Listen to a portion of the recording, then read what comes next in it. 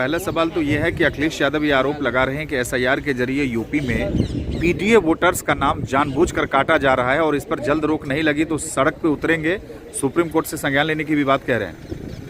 ये केवल लोगों को गुमराह कर रहे, जैसे ममता बनर्जी गुमराह कर रहे, जैसे तेजस्वी यादव और राहुल पूरे बिहार में 90 दिन इसी कैंपेन को चलाया और 90 दिन कैंपेन के बाद की बीजेपी एसआईआर के माध्यम से वोट कटवा रही, लेकिन जब चुनाव का परिणाम आया तो लोगों ने बिहार में देखा। अब यूपी में जो एसआईआर हो रहा है ये एक सतत प्रक्रिया है। इसमें इलेक्शन कमीशन सीधे एक बूथ लेवल पर बीएलओ बैठता है, उसकी तारीख घोषित होती है और हर व्यक्ति उस गांव में वो बीएलओ आता है, जा करके जिसका वोट नहीं है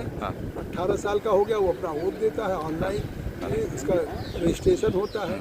अगर किसी की डेथ हो गई या कोई बाहर चला गया तो उसका नाम डिलीट होता है और कई बार डेट दिया जाना लगातार। अभी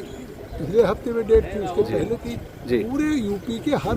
बूथ पे सरकारी कर्मचारी जाता है और जैसे खुली चौपाल हो उसमें बैठ करके होता है। कोई प्रक्रिया हो ही नहीं सकती कि उसमें कोई उसको प्रभावित कर सके। अगर कोई चाहे, मैं चुनौती देता हूं कि किसी एक बूथ पे अगर समाजवादी पार्टी अखिलेश इस बात को मैं चुनौती देता हूं कि ये जो लगातार एसआईआर की प्रक्रिया चल रही है इसमें तारीख घोषित होती है, तारीख पर बीएलओ जाता है, बीएलओ के पास कोई भी अप्रोच कर सकता है और अगर वहाँ पे नहीं कर रहे तो वो जिलाधिकारी देगा, नहीं तो इलेक्शन कमीशन को देगा।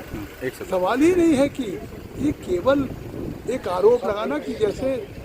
चुनाव में जब आदमी को लगता है कि हम हार रहे हैं या हार जाएंगे तो उसके पहले एक पेशबंदी हो रही है कि जैसे